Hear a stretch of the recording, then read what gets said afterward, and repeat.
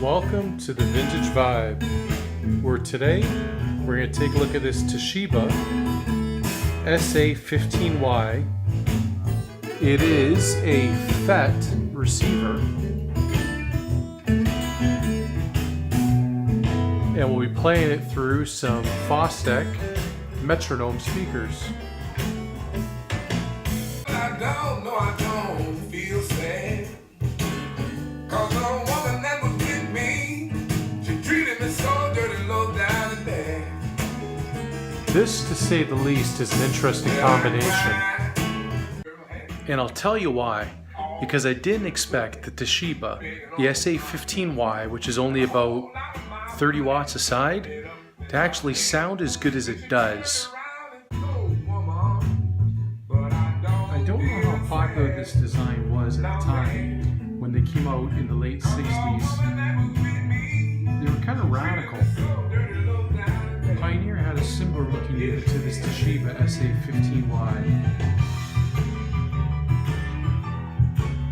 Nice solid wallet casing.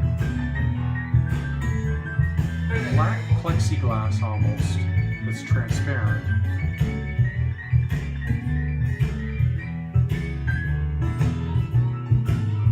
Playing a little vinyl Kemmo.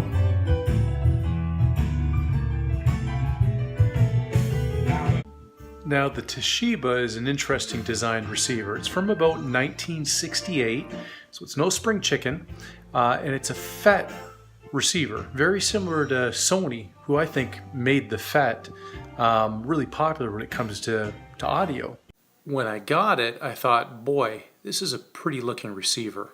The walnut case in the black face almost gives it a Macintosh-like look. Classy design, and from a manufacturer that a lot of people know very little about. Unfortunately, it found its way to my bench pretty quickly because one channel was playing a lot softer than others. And this seems to be a common problem, at least what I could see on forums, from the Toshiba SA-15Y and the 20Y. After a partial preamp recap and reflowing almost every solder joint imaginable, still couldn't get it to work, had to send it off to a tech, and it turns out it had to do with the outputs. So I guess the moral of the story is, if you're looking at one of these, expect that you probably are going to have some maintenance items. It does also have the notorious black-legged Toshiba transistors inside of it. And what I mean by that is these little transistors that the legs oxidize like crazy, go black, and then get quite noisy. Clicks, pops, demons. That's the source. But let's go back to the positive. One of the really neat things about this receiver, in my opinion, is that FET design. It gives it a very tube-like sound. It's also a capacitor-coupled receiver. So you've got capacitors in line with the speaker output. And usually the sound signature from that is a warmer type sound. Now, as for the FM tuner in it, this one's a little off the alignment. It isn't the most transparent sounding tuner. In fact, the bass in the tuner, in my opinion, is a little two-dimensional.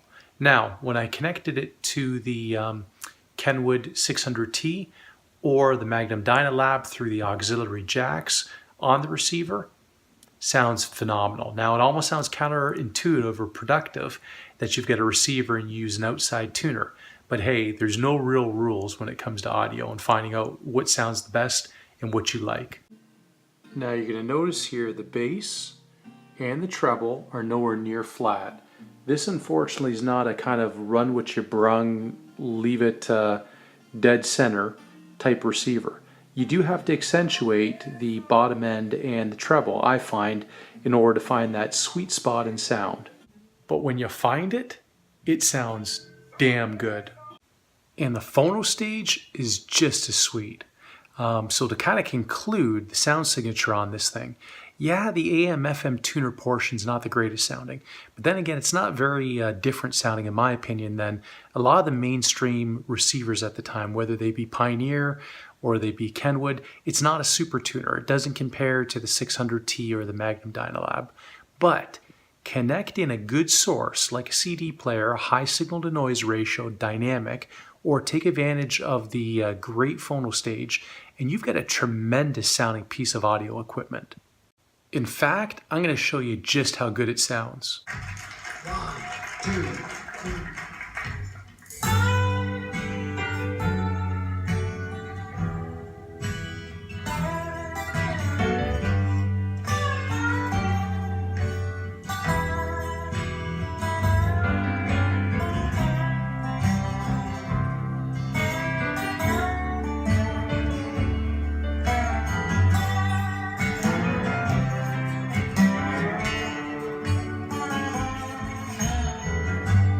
Lately I've been running on things.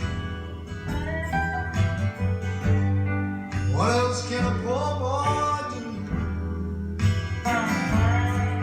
But my world will be right. Love comes over me.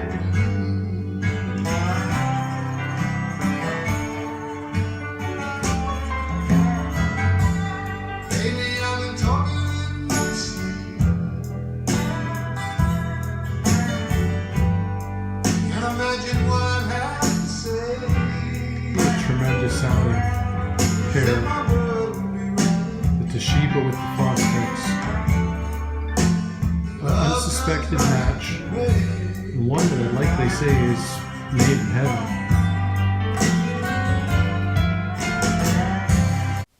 Now, what we might also have going on here is what I like to call synergy. These tiny speakers might be due in part to why this receiver sounds so sweet. These are 4-inch Fostec full range drivers, and the Fostec full range is crossoverless, so you don't experience crossover distortion. It's a very light paper cone woofer, and it really excels with tube amps or receivers or amplifiers with a low dampening factor. Now, if you remember the review on the Phase Linear 700B, that has a high dampening factor, a lot of control over a speaker. You don't necessarily want that when you have a light paper type driver like the Fostec.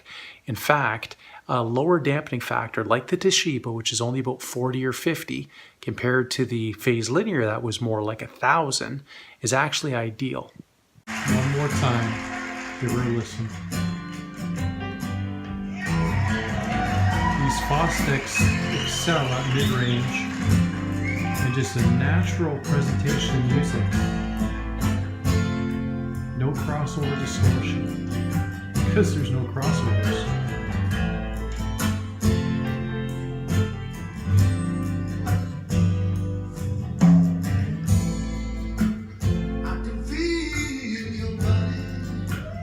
Surprising bass, strong down to at least 60 hertz. When I'm lying in my bed,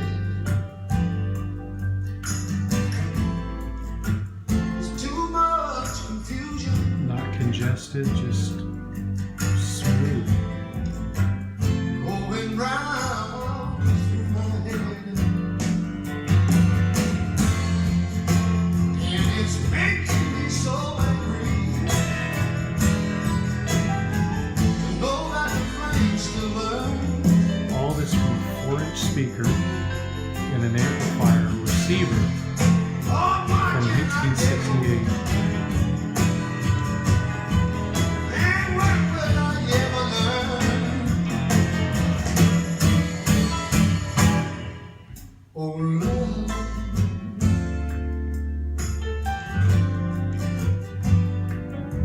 Leave me alone. Unbelievable. I'll tell you right now, regardless of it being the Fostex or not, it's a darn good sounding receiver. I've had a few other receivers and amplifiers connected to those speakers, and none of them sound as lively as that. So what can you expect to pay for a Toshiba, the SA-15?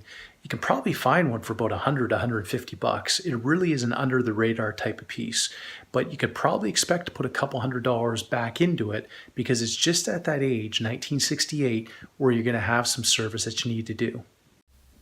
You're likely going to have burnt out bulbs. Now, good news, they're screw-in type, 6.3 volts, so no big deal. And you'll certainly need to deoxit the controls as well as possibly send it in for some service and recapping. One thing I find awkward about these type of receivers is the hookups or the connections at the back. Let me show you. So you'll see here you've got screw-in type terminals, and I've modified them by putting these terminal blocks on them so that I could use banana plugs. But these are one of the most awkward type of speaker terminals to use, not very friendly when you're trying to connect your favorite cables to them. Let me show you the last couple things at the back of the receiver. Kind of an interesting feature is right beside your antenna hookup you have a switch for local or distant. So I guess that will adjust your selectivity, your sensitivity with the tuner.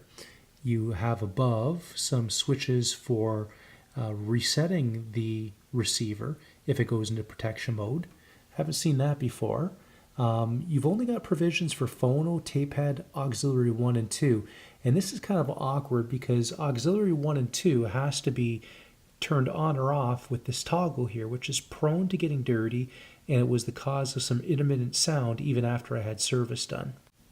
This is an interesting feature, pre-out main, which you don't normally see on a lower model receiver.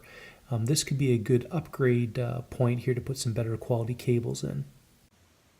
So when it comes to rating this as a yay or a nay, I'm definitely going to give it a yay. I started off, actually my first listen was a big nay. I thought, wow, this is a real dud. But after tweaking it and adjusting it, I was just blown away by the sound of this receiver. And it's definitely one, if you can find to get your hands on, that FET sound, whether it's a Toshiba or it's a Sony, is an interesting sound. And it really can't be duplicated by something today.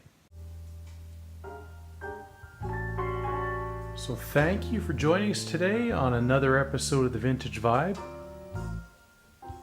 where tunes are always smooth and vintage audio lives.